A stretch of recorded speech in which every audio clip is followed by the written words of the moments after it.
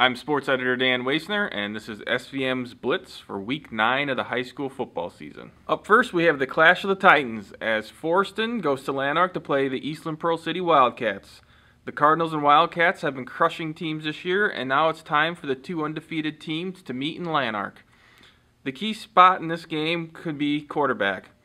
Forreston has multi-talented threat Robert DeVries, while EPC has been playing without starting QB Devin Herron the last 3 weeks because of shoulder injury. Donnie Grosinger, who can be a big threat with his legs and as a receiver, has filled in well and provides a different wrinkle for the Cats' offense.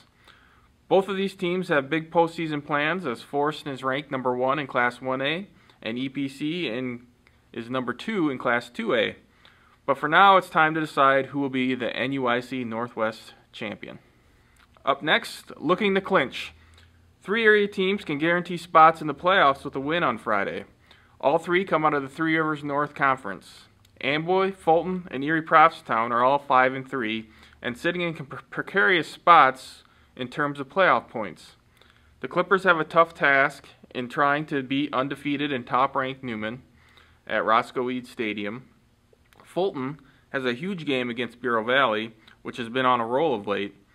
And Erie Prophetstown has a tough crossover game at Orion. The road to playoffs won't be easy for either of these 3 teams. Next, love to be eligible.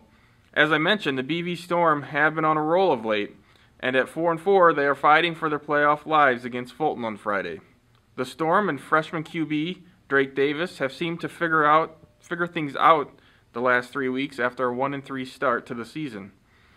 The Storm have 34 playoff points heading into the week, and could get as many as 5 more this week. That should be enough to get in. The Oregon Hawks are also 4-4 going into the game with rival Stillman Valley. The Hawks picked up a huge win last week at Mendota to stay alive. With 39 playoff points already, a win would assure the Hawks a spot in the playoffs. Finally, homeward bound. Sterling, Polo, and Dixon all have road games in Week 9, and all 3 have nice challenges in those games. Sterling plays 4-4 Sycamore in a NIB 12 crossover game. Dixon plays at Byron, which is 5-3, and Polo plays at Warren, which is also 5-3. The hope for all 3 of these local squads is to get a quality win, which would give them 7, and give themselves a better chance of hosting a first-round playoff game.